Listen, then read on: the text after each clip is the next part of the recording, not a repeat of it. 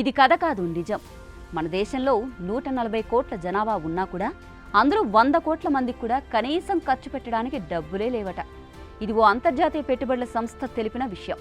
అంటే మనం అందరం వినియోగదారులం అనుకుంటున్నా కూడా వాస్తవానికి కేవలం 13 నుండి 14 కోట్ల మందే నిజంగా కొనుగోలు చేయగలవారట. ఇంకా చెప్పాలి అంటే 30 కోట్ల మందికి అసలు వారికి సరిపోయే ఆర్థిక స్థితి లేదు.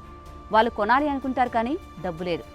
డిజిటల్ పేమెంట్లు కూడా ఓపెన్ చేస్తే చెల్లించలేక మళ్ళీ క్లోజ్ చేస్తూ ఉంటారు. ఇదంతా మన దేశంలో అసలు పరిస్థితి ఎలా ఉందో చూపుతోంది. బ్లూమే వెంచర్స్ అనే పెట్టుబడుల సంస్థ అధ్యయనంలో ఈ విషయాలు బయటకొచ్చాయి. అవును, బయటకు చూస్తే లక్షల రూపాయల ఫోన్లు, విదేశీ పాటల ప్రోగ్రామ్స్ టికెట్లు అమ్ముడుపోతూ ఉన్నాయి. కానీ ఇది కేవలం డబ్బున్న వాళ్లకు మాత్రమే. మధ్యతరగతి అంటే అసలు ఆదాయం పెరగదు, ఖర్చులు మాత్రం పెరుగుతూనే ఉంటాయి. పొదుపు తగ్గింది, అప్పులు విపరీతంగా పెరిగిపోయాయి. ఇప్పుడు కంపెనీలు కూడా లగ్జరీ బ్రాండ్ల వైపే చూస్తూ ఉన్నాయి.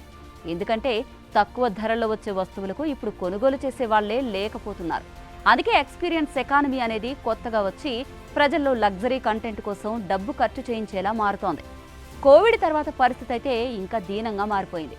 మధ్యతరగతి ఆదాయం స్థిరంగా ఉండిపోవడం, ఉద్యోగాలు తగ్గిపోవడం వల్ల మళ్లీ వినియోగం పడిపోయింది. కొత్త ఉద్యోగాలు రావడం మాట అటుంచితే ఆర్టిఫిషియల్ ఇంటెలిజెన్స్ వల్ల ఉన్న ఉద్యోగాలే పోతున్నాయి. ఇవన్నీ కలిపి చూస్తే మన దేశంలో కే షేప్డ్ రికవరీ అనే దానికి నిదర్శనం కనిపిస్తుంది. అంటే కొంతమంది ధనికులు మరింత ధనికులు అవుతారు, కానీ మిగతా పెద్ద మొత్తం జనాభా ఆర్థికంగా వెనకబడిపోతుంటారు. జాతీయ ఆదాయంలో పైవర్గం వాటా 1990లో 34% అయితే ఇప్పుడు అది 57% పెరిగిపోయింది. ఇది దేశంలో ఆర్థిక అసమానతలు ఏ స్థాయికి చేరాయో చూపుతుంది. ఇంకా వివరంగా చెప్పాలంటే మన దేశం 2 భాగాలుగా విడిపోయింది.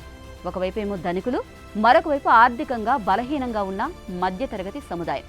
దీని ప్రభావం మన దేశ ఆర్థిక వ్యవస్థ మీద పడుతుంది. కొనగల వారిని మించి కొనలేని వారు ఎక్కువగా ఉంటే మార్కెట్ ఎదగదు, దేశం కూడా ముందుకు పోదు. ఇప్పటికైనా మనం నిజాన్ని ఒప్పుకోవాలి. భారత్ వృద్ధి చెందుతోంది అన్న మాట కేవలం గణాంకాల్లోనే బాగుంటుంది. అసలైన అభివృద్ధి అంటే ప్రతి సాధారణ కుటుంబం ఆనందంగా ఖర్చు పెట్టగలగాలి, అవసరాలు తీర్చుకోగలగాలి. కానీ వాస్తవం ఏంటంటే మధ్యతరగతి కుటుంబం నెమ్మదిగా కుంగిపోతోంది, వినియోగం పడిపోతుంది, ఆర్థిక భారం పెరుగుతోంది. అందుకే నిజంగా వృద్ధి కావాలి అంటే మధ్యతరగతికి బలం ఇవ్వాలి. వాళ్ళ ఆదాయాలు పెరిగితేనే నిజంగా దేశం ఎదుగుతుంది. లేదంటే మిగిలేది లగ్జరీ షోరూంలు మాత్రమే. వాటిలో కొనుగోలు చేయగలవారు మాత్రం వేళ్ల మీద లెక్క పెట్టగలిగినంతే.